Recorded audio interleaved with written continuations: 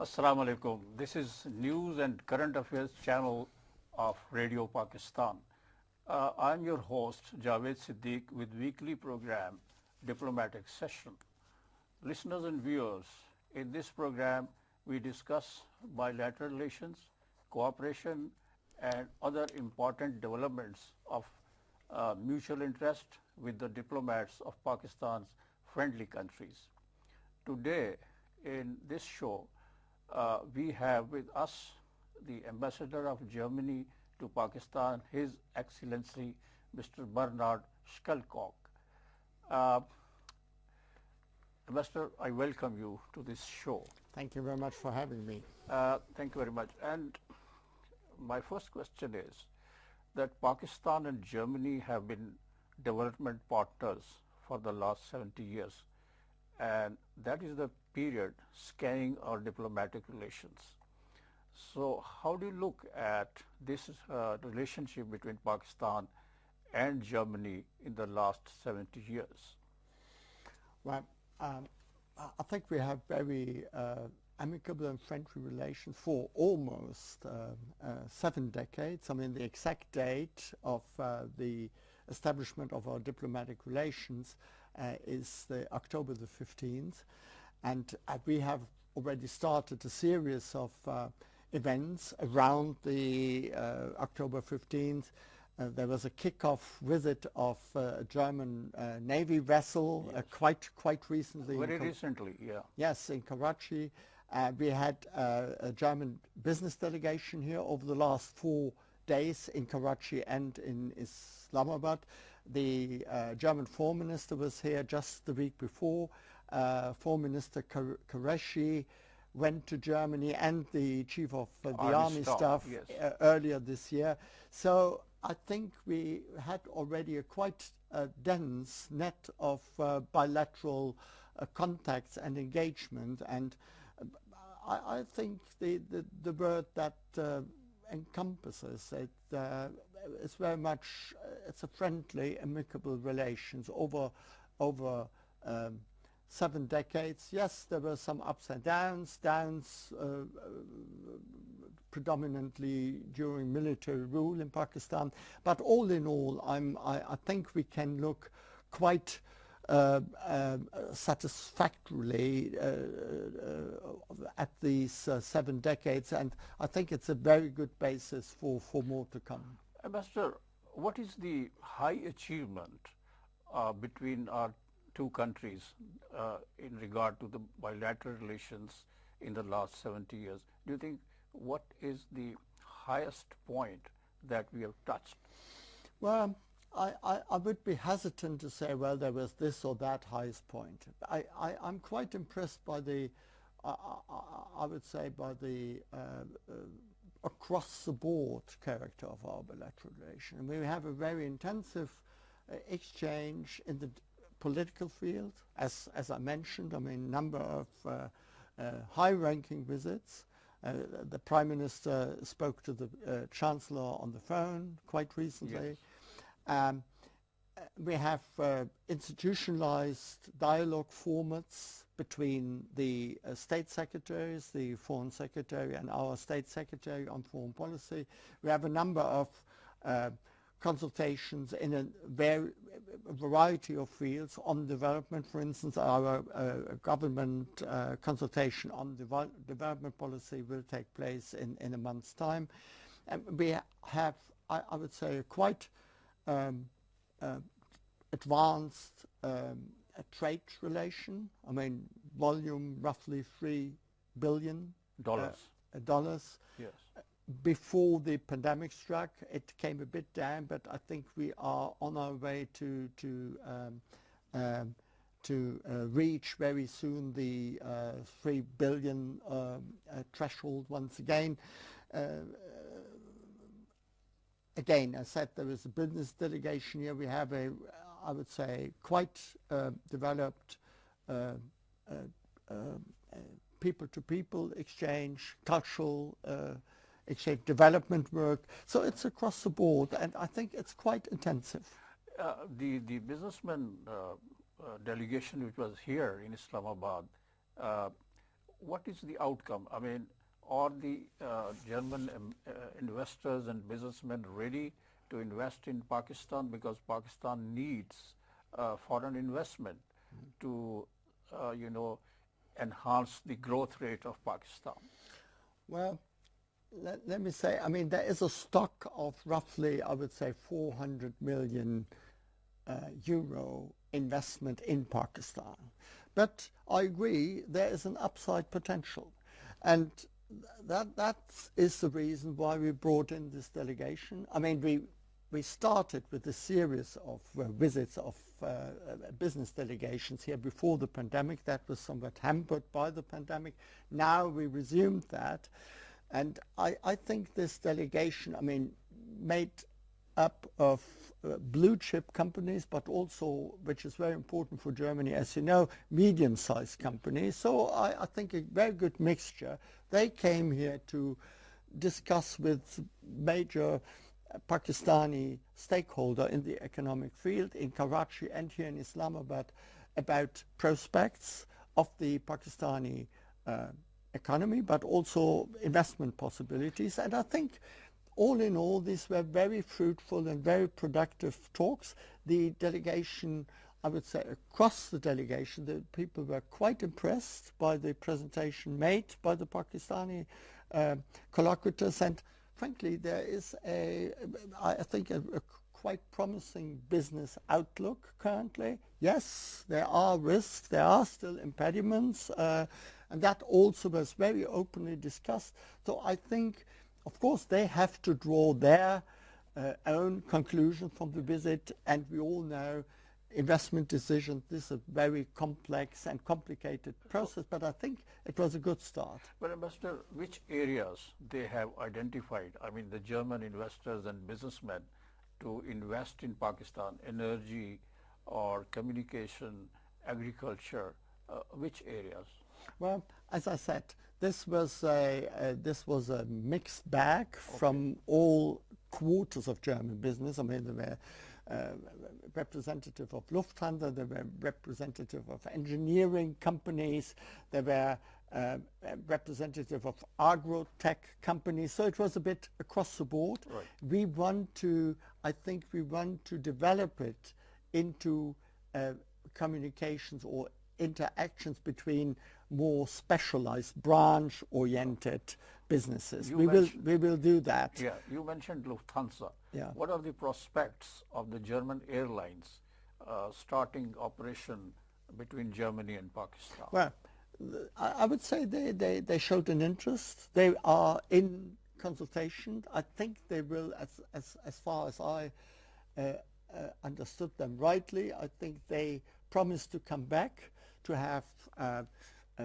I would say more focused discussion with the aviation people in Pakistan, and I think it's we are on a good path, but no decision has made yet. Quite a sizable Pakistanis living in Germany. How do you look at their role in the development, economic and social development of Germany? Their role is positive or otherwise? Absolutely. I mean, this is an area that's very close to my heart, people to people, because that's the backbone of bilateral relations. I mean, when we want to, when we want to make societies as ours come somehow closer together and to understand each other better, and perhaps even cross-pollinate, then I think it's absolutely necessary to bring people together. That's just what we're trying to do. Academic and research exchanges, tourism is also students. I mean, there are roughly 5,000 students, Pakistani students in Germany. In Germany, some Germans are here, and very importantly so, and I can only subscribe to what you said, the role of the Pakistani community in Germany, roughly I would say 70,000, mostly traders, business people, I think they are rendering a really important contribution to the community, and that is, I think, likewise very important. They are a bridge towards between our two countries. Germany and Pakistan. Absolutely, they are, I think, very important to build that bridge. And frankly, I can only hope that we can harness this potential even more in future. So, Ambassador, what is in your mind to basically enhance and increase the number of Pakistani students going to Germany and having education in the higher institutions of learning of Germany? Are you offering some scholarships or something? Yes, we are offering some scholarships. There are scholarships offered. There's also, I think, one big attraction. Studying in Germany is mostly tuition free. That is a big difference to other, I would say, academic institutions in, let's say, in the UK or US. And I think, secondly, I mean, a number of courses, a number of academic programs are being conducted in the English language. So that is also a sort of incentive for Pakistani students. I'm very much in favor of as many Pakistani students as possible coming to Germany. Of course, we have the usual consular and visa impediments, and there is a sort of... That's because of COVID, or? Well, it has to do with COVID. It has, of course, to do with the SOPs, the COVID SOPs, but also because of capacities in our embassy, I have to say. So it takes some time with the embassy, and sometimes we cannot simply cope with the volume of applications, but we tried to mend our ways and means in the visa section, and we hope to be able to serve the Pakistani students and their aspiration to study in Germany. Ambassador, you mentioned the visit of German Foreign Minister to Islamabad. The focus was Afghanistan, or it was also bilateral relations. Afghanistan is now, in a crisis situation. So are Pakistan and Germany on the same page as far as Afghanistan is concerned? Well, let me say first, yes, Afghanistan was one of the main planks, but also bilateral relations. I mean, 70 years, and so I think both ministers also took stock of our bilateral relations. But yes, Afghanistan was one of the major issues of discussions the Foreign Minister had, not only with Foreign Minister Qureshi, but also with Prime Minister Khan and with the Chief of Army Staff. Well, I would say the situation in Afghanistan is very much in flux. I do not pretend to know, how developments will unfold in the nearer or wider future. What is certainly true is that the Taliban are as much a reality in Afghanistan as the, I would say, precarious humanitarian and economic situation of the country. So we have to deal with that, and I think the international community and Germany, as a responsible part of the international community, we are willing to do so.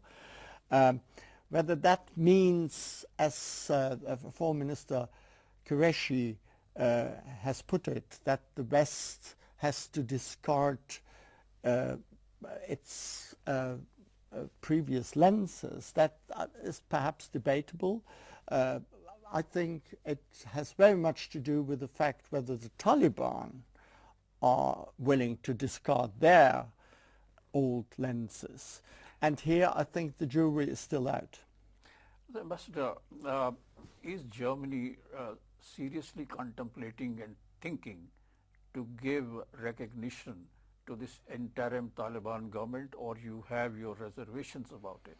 Well, I think this question is clearly for us premature. I mean, yes, I think there is a necessity to engage with Afghanistan, with the Afghan people. Also, I mean, as I said, we have to accept that the Taliban are a political reality. Yes. And of course, and you have seen it during the Geneva Humanitarian Conference last Monday, of course, we are willing to engage with Afghanistan, still humanitarian, on a humanitarian footing and so. I don't think that for the moment the question of recognition is, I would say, on the agenda. And we keep on saying, and the foreign ministers said it here in Islamabad, we want to judge the Taliban actually by their deeds, by their actions, not only by their words, which so far are, I would say, acceptable. Right. Some of the Western countries, including the United States of America, they have their reservations with regard to Taliban's policies on women, on education, on media freedom, and these kinds of... So do have we. I mean, so do have we. I mean, as I said, I think very much has to do with the fact whether the Taliban change and shift their policies, as in the parlance of Foreign Minister Qureshi, whether they discard their old lenses. And these old lenses, at least, they were not acceptable when it comes to human rights, the treatment of women and girls, the question of representative governments. So, I mean, as I said, the jury is still out. Right. In the Geneva conference, some countries have announced their contribution, economic and financial contributions for Afghanistan. So Germany is also contributing, and what amount? Well, we declared a contribution of 100 million euros. But we, I mean, that was not formally announced, but we are pondering to add to that another 500 million. So right. By and large it will be 600 million, but again that has not yet been formally announced. Right. Some of the Afghan citizens who are opposed to the policies of Taliban in Afghanistan, they want to leave this country and they want to go abroad. Many of them must have sought to live in Germany. What is your policy with regard to Afghan citizens who want to go and settle in Germany? Well, we said we feel responsible not only, of course, for our German citizens, often dual nationals, but of course we have a responsibility. We have to shoulder our responsibility for our German nationals. That's the first thing. Secondly, we said we have to take care of those Afghans, so-called at-risk Afghans, who used to work for German interests, either for the German embassy or for the German armed forces, which had been there for quite a while under the NATO umbrella, and for other German interests. I mean, German, for instance, our German broadcaster, German development work. So we felt a particular responsibility for those, and those Afghans who wish to settle to Germany, we were prepared to assist. That we did and are in the process of doing so. Then there is a third category, I would say a relatively minor category. These are vulnerable Afghans, journalists, human rights activists who worked in Afghanistan, but you know, in pursuance of our policy objectives. And most of them flew out. I mean, we had an airlift, the Bundeswehr had an airlift from Kabul to Germany. Now the Pakistani government is very helpful, and I have to give them really praise for that and credit in assisting evacuation by land via the Torkham border. And I can only thank the Pakistani authorities, Minister of Foreign Affairs, Minister of Interior, but also the security agencies for assisting us in that endeavor. Ambassador, how do you look at Pakistan's role in relation to Afghanistan, especially in bringing about stability, peace, and prosperity in Afghanistan? And at the same time, Pakistan wants the Western world, particularly the US and the European Union, to cooperate with the Taliban government and also to help them overcome the current crisis. Well, there is no denying that that Pakistan played a very positive role in bringing about the Doha process, and I think that is being acknowledged by the Americans and by others, and we also do certainly recognize that. There is, of course, I mean, in policy circles, an ongoing debate about role Pakistan played in the past.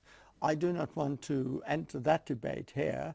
So I very much hope, and I'm quite confident, that Pakistan will play a very constructive role in future. I know the government, the Pakistani government, also the armed forces were quite engaged in trying to convince the Taliban to bring about an inclusive government. I mean, I'm not here to discuss whether that was successful or not, but that was certainly helpful, and that was, I would say, along the same line we are pursuing. So I think Pakistan has an important role to play, and I think Pakistan is aware of their potential important and significant role in the whole of the region. So do you think that all the neighboring countries of Afghanistan are playing a constructive role to bring peace and stability in Afghanistan, or there are some spoilers who do not want peace in Afghanistan? Frankly, my reading of the situation is there is no country, you know, among the neighboring countries of Afghanistan that is interested in instability. I mean, instability in Afghanistan, we have seen that over the last decades, is a recipe for, disaster. I would say, political disaster. So I don't see any government really trying to spoil the thing. Yes, there are, of course, different interests yeah, and different perspective. That is understandable. That's normal. I mean, everyone looks after, you know, one's own interest first. But I think there is a general understanding that peace and stability is in the vital interest of the region as a whole. I mean, not only because of the economic implications and impact, but also because we simply have to root out this horrible terrorism. And that can only be done if Afghanistan, after all these horrendous years of instability and you know, upheaval, again will be a place where stability and peace reign. But countries around Pakistan and elsewhere express their apprehension that some of these sleeping cells of these terrorists in Afghanistan can be active again. And in order to prevent that from happening, we need to give economic, financial assistance to the Taliban government so that it stabilizes, and these terrorist groups who are there in Afghanistan, Al-Qaeda, IS and others, they do not become active again. Well, I think the question of terrorism emanating from Afghanistan and spreading around the region is still a very pertinent one. And yes, I think it's in the interest of everybody in the region to come to grips with that phenomenon and to see how to deal with that. And I think the government in Afghanistan, now a caretaker government, but at some stage perhaps a permanent government, will have a primary role in responding to the concerns and pleas of the international community. The inclusive government that is being discussed and debated at the international level, that there is a need to create an inclusive government in Kabul. What is the German perception about that inclusive government? Well, I think inclusivity of the government is key. I think that was, in my reading of what I've heard during the foreign ministers' talks here, that was also the perception here in Pakistan. I cannot see that the current dispensation we are seeing in Kabul would qualify to be inclusive.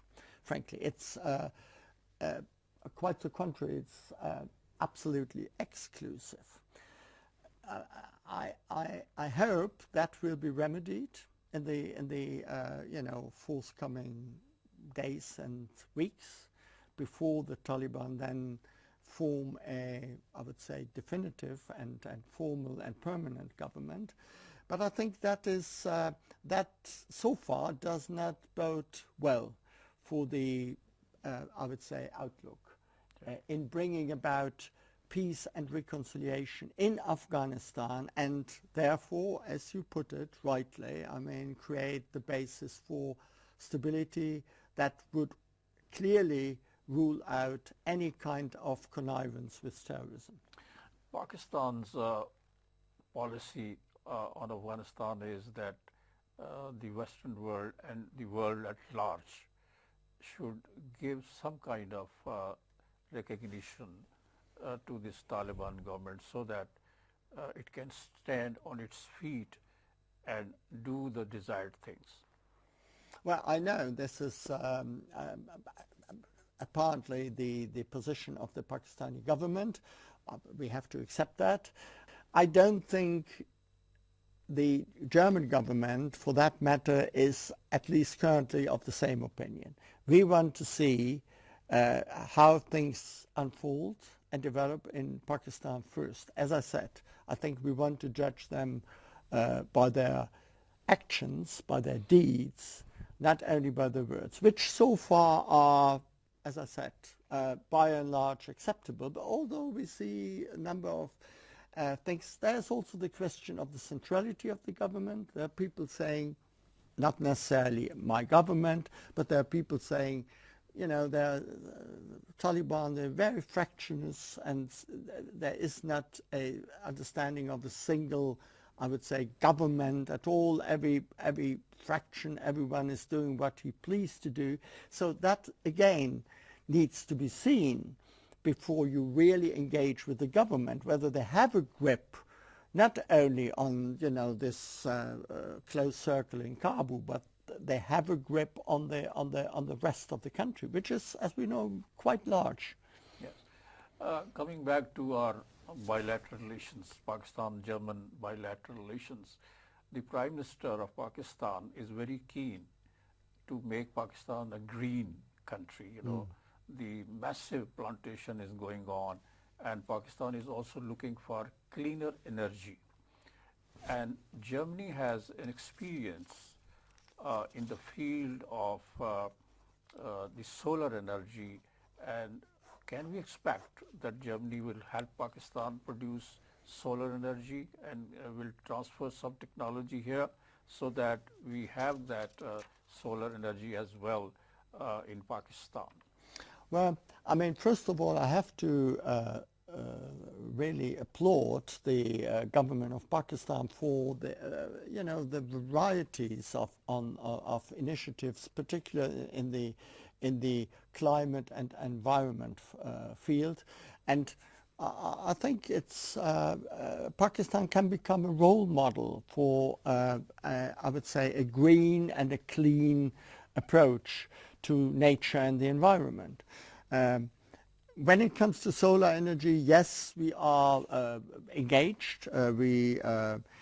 Solar energy, I mean, can actually do both. On the one hand, they can provide decentralized power I mean, even to areas and regions which are not connected to the grid, the national grid. And secondly, and perhaps in the run-up to the Glasgow COP24, even more important, protect the climate at the same time. And yes, I mean, there's a lot of sun in, thankfully, in Pakistan. So it's fortunate that the potential of photovoltaic has been recognized and is increasingly used in Pakistan. We try to make a contribution for quite some time. The GIZ is very active. I mean, we have the main plank of our development work now is on the climate and renewable energy sector. There are a number of German companies working on that field. Here in Pakistan? Here in Pakistan. Yes. For instance, Siemens and others. Not, I mean, so much on the, actual panels. That's basically done by others. But, with regard to the underlying technology, solar thermal, power plants, digitalization, integration of photovoltaic power generation into the grid, and so on and so forth. And I think testament to it was a MOU that was very recently, I think last week, signed between Pakistan and Germany, particularly on that area. I mean, power generation and climate action. That was done in Berlin, as I said last week. Right. Some of the German automakers were interested in investing in Pakistan's, auto industry. Are they still prepared? Yeah, they are. I think there are ongoing talks. I would not love to talk about it in detail now, but I think we are on a good path. I think in a not too long and a not too distant future, we will see German car manufacturers coming back to Pakistan. Yes. Ambassador, Germany has been a development partner with Pakistan for a long period of time. How much, what is the volume of total investment in the last 7 decades? Well, I think we invested roughly 4 billion euros in development assistance to Pakistan over the last, it's not only, we started with our development work only in the late 60s. So it's not over the whole 7 decades, but I mean, a great chunk of it. And priorities and focus have of course been shifted in accordance to the priorities of the Pakistani governments, because we are not here to only to satisfy ourselves, but to work in tandem and in close cooperation with the Pakistani government. So currently the main plank lies, as I said before, with climate action and renewable energy, including solar, but also windcraft and others. And as I said, we recently signed a framework agreement on that in Berlin. And apart from that, it's particularly good governance, including a huge engagement in trying to integrate the ex-Fatah areas into KP. Yeah. That is another main plank. And then we have TVET. I mean, that is, I would say, a German flagship project here. I mean, assisting Pakistani authorities in bringing about a decent technical and vocational training system, which is very important given the situation of young people in the job market. And then last but not least, the health sector. I mean, we did a lot of COVID vaccine assistance. I mean, we are the second biggest donor in this international COVAX alliance. Polio eradication, portable health stations, health insurance schemes in KP and in Punjab. So we are active in a variety of fields, but again, priority climate and energy action. On the COVID assistance, are you assisting Pakistan through COVAX or directly, No, exclusively via COVAX. Via COVAX. Another area of interest between Pakistan and Germany is communication sector and media particularly. There used to be a cooperation between our state media and Deutsche Welle. Is it still going on? No, it's still going on. It's still going on. Deutsche Welle is here, is active. There is a number of media cooperation. Still, I mean, there are ongoing debates, I mean, among the, I would say, media stakeholder in Pakistan about the, situation of the press, media freedom and so on and so forth. That sometimes, I would say, affects also the relationship between foreign broadcasters and the, Pakistani media landscape at large. So we will see. We sometimes express also our questions and concerns to Pakistani stakeholders, and we would hope that the great, I would say, diversity of the Pakistani press landscape can continue to be there, despite some challenges we are seeing and the Pakistani journalists are facing. Yeah, but are there any prospects of sending our journalists and broadcasters to Germany for further? Yes, we have some of these programs. Deutsche Welle has. Yes, we have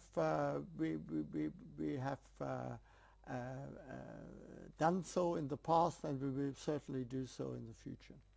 Ambassador, thank you very much for being with us for this show.